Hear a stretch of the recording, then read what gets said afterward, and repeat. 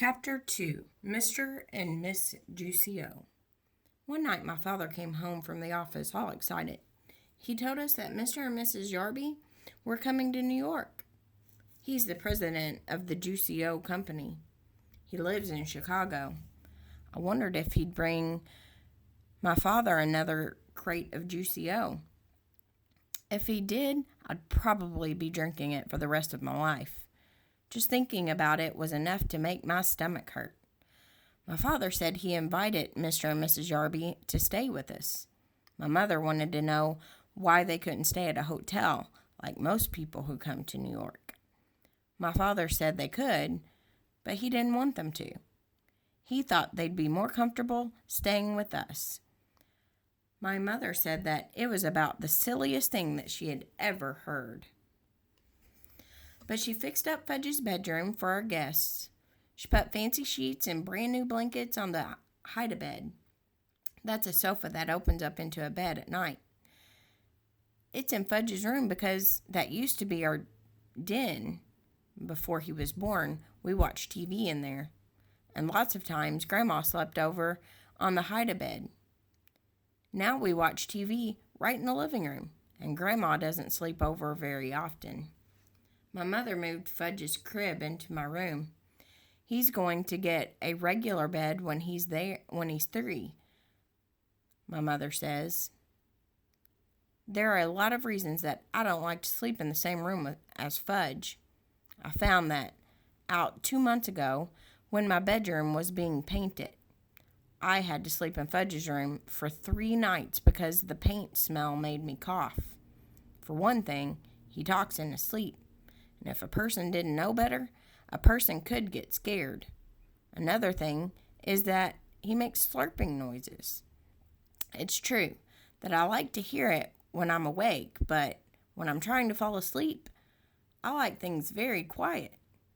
And when I complained about having to sleep with Fudge, my mother said, "It's just for 2 nights, Peter." "I'll sleep in the living room," I suggested, "on the sofa or even a chair." "No," my mother said, "you'll sleep in your bedroom, in your own bed." There's no point in arguing. Mom wasn't going to change her mind. She spent the day in the kitchen. She really cooked up a storm. She used so many pots and pans, Fudge didn't have any left to bang together. And that's one of his favorite pastimes, banging pots and pans together. A person can get an awful headache listening to that racket. Right after lunch, my mother opened up the dinner table. We don't have a separate dining room, and when we have company for dinner, we eat in one end of the living room. When Mom finished setting the table, she put a silver bowl filled with flowers right in the middle. I said, "Hey, Mom, it looks like you're expecting the president or something." "Very funny, Peter," my mother answered. Sometimes my mother laughs like crazy at my jokes. Other times she pretends not to get them. And then there are times when I know she gets them, but she doesn't seem to like them. This is one of those times. So I decided no more jokes until after dinner. I went to Jimmy Fargo's for the afternoon. I came home at 4 o'clock, found my mother standing over the dinner table mumbling. Fudge was on the floor playing with my father's socks. I'm not sure why he likes socks so much, but if you give him a few pairs, he'll play quietly for an hour. I said, "Hi, Mom, I'm home." "I'm missing 2 flowers," my mother said. I don't know how she noticed that 2 flowers were missing from her silver bowl, because there were at least a dozen of them left. But sure enough, when I checked, I saw 2 stems with nothing on them.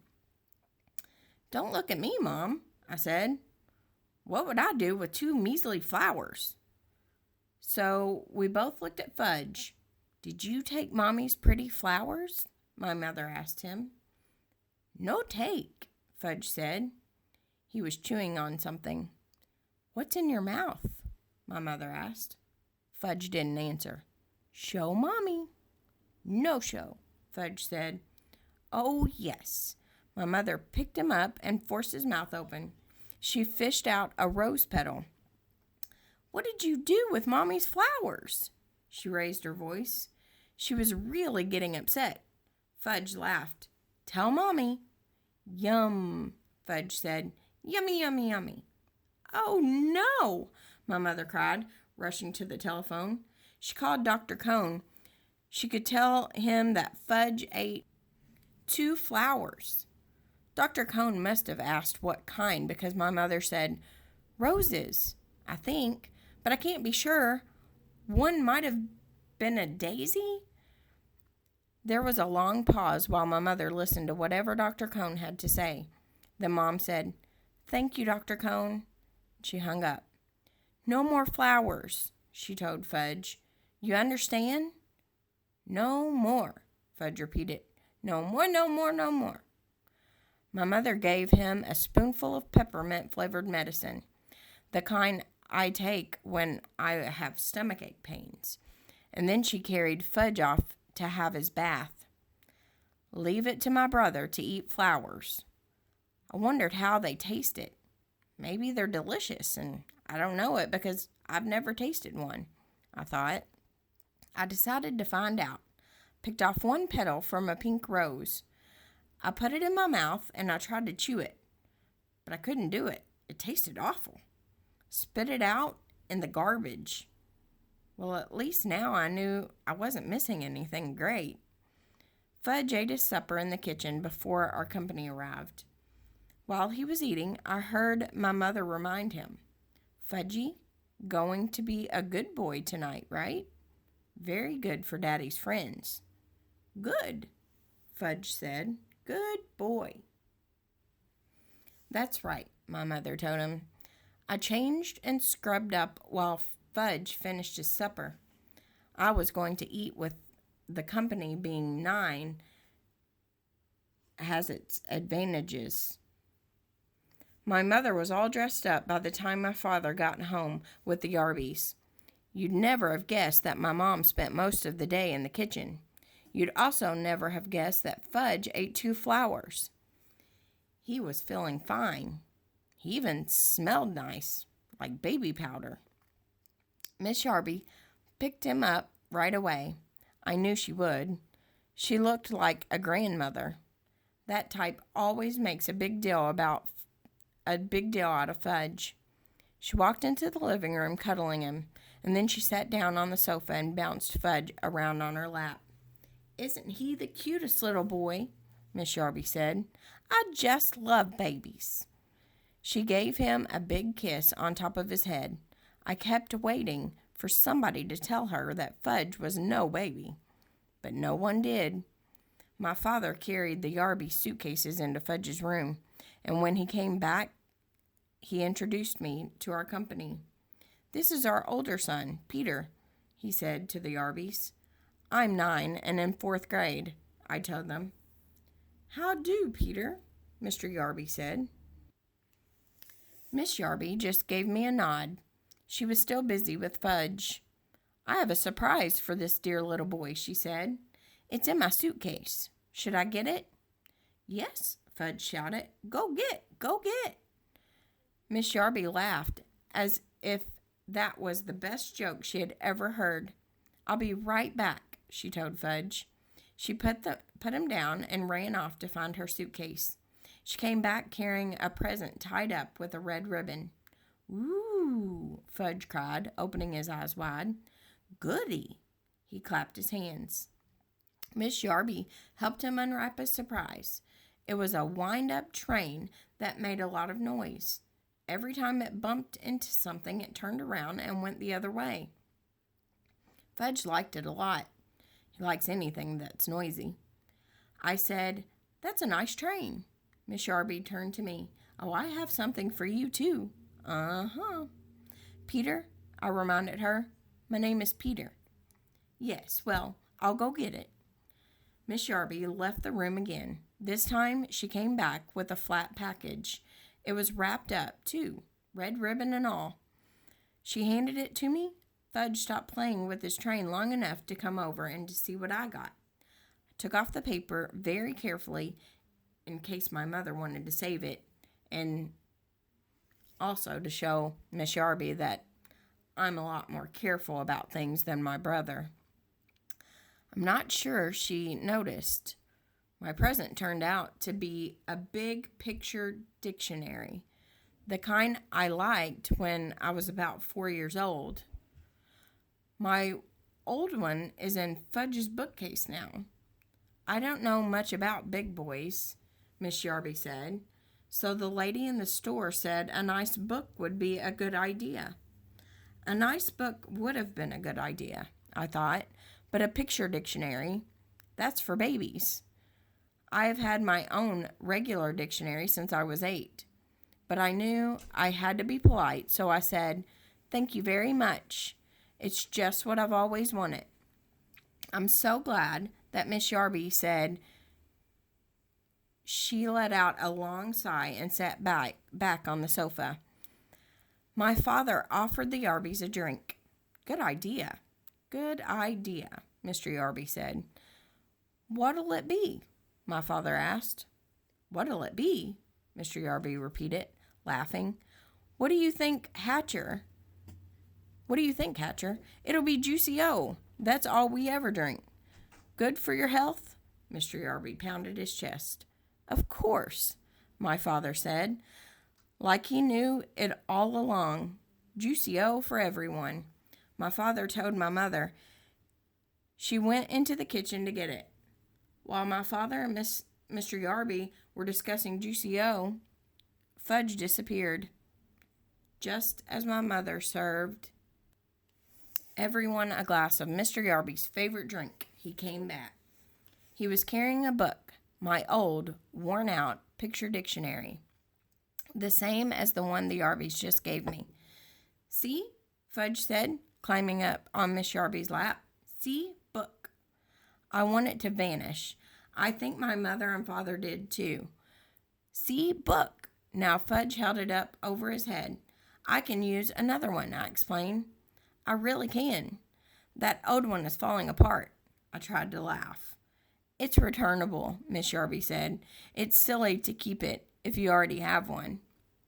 She sounded insulted, like it was my fault that she bought me something that I already had. Mine, Fudge said. He closed the book and held it tight against his chest. Mine, mine, mine. It's the thought that counts, my mother said. It's so nice of you to think of our boys. Then she turned to Fudge. Put the book away now, Fudgy. Isn't it Fudgy's bedtime? My father hinted. Oh, yes, I think it is, my mother said, scooping him up. Say good night, Fudgy. Good night, Fudgy, my brother said, waving at us. Fudge was supposed to fall asleep before we sat down to dinner. But just in case, my mother put a million little toys in his crib to keep him busy. I don't know who my mother thought she was fooling, because we all know that Fudge can climb out of this crib any old time he wants to. He stayed away until we were in the middle of our roast beef. Then he came in carrying Dribble's bowl. He walked right up to Miss Yarby.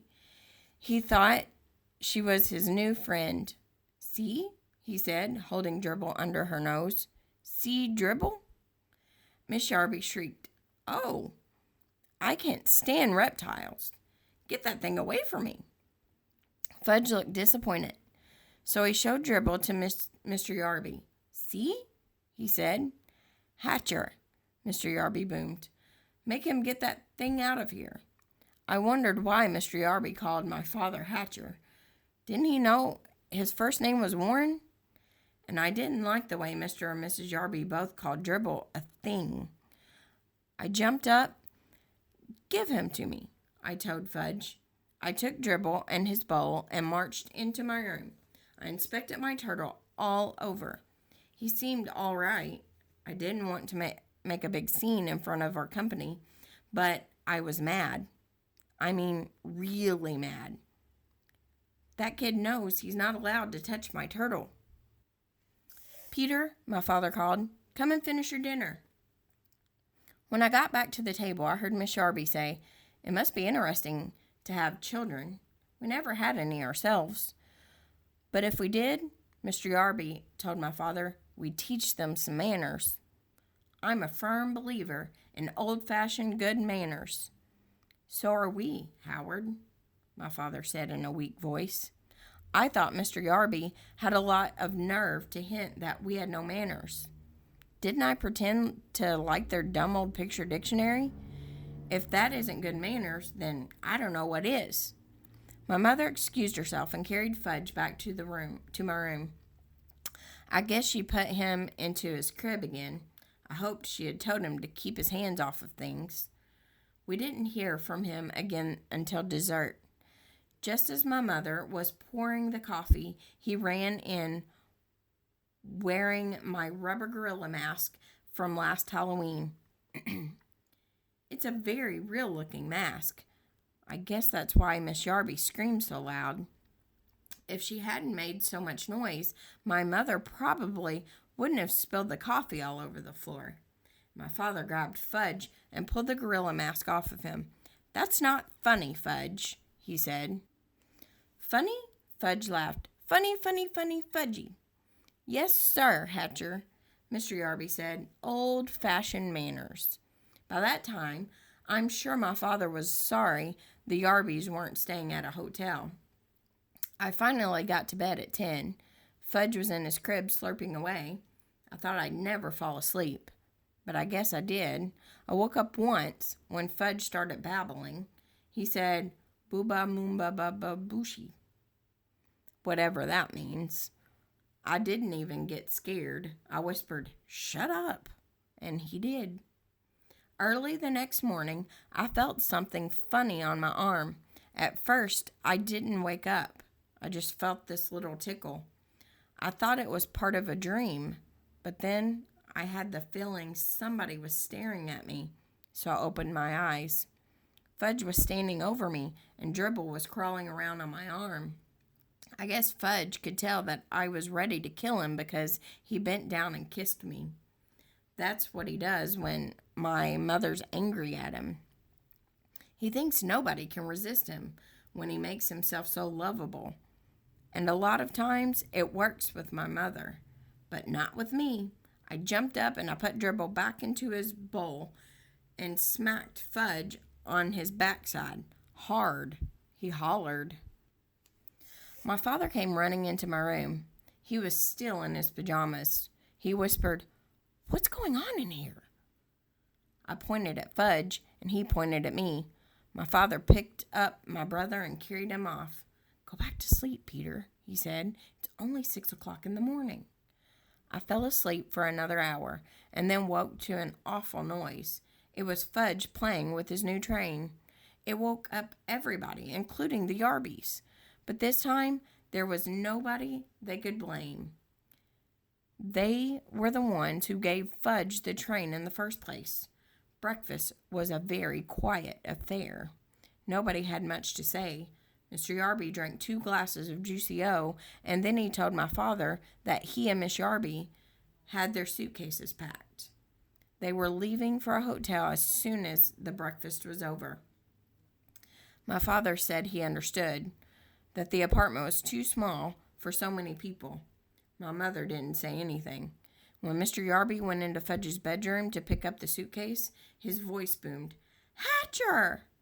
My father ran towards the bedroom. My mother and Miss Yarby followed him. I followed them. When we got there, we saw Fudge sitting on the Yarby suitcase. He had decorated it with about 100 green stamps, the kind my mother get at the supermarket. See, Fudge said. See, pretty. He laughed. Nobody else did. Then he licked the last green stamp and stuck it right in the middle of the suitcase. All gone, Fudge sang, holding up his hands. It took my mother half an hour to peel off the trading stamps and clean up the Yarby suitcase. The next week, my father came home from the office and collected all the cans of Juicy O in the house. He dumped them into the garbage. My mother felt bad that my father had lost such an important account, but my father told her not to worry. Juicio wasn't selling very well at the stores. Nobody seemed to like the combination of oranges, grapefruits, pineapples, pears, and bananas. You know, Dad, I said, I only drank Juicio to be polite. I really hated it. You know something funny, Peter? My father said. I thought it was pretty bad myself.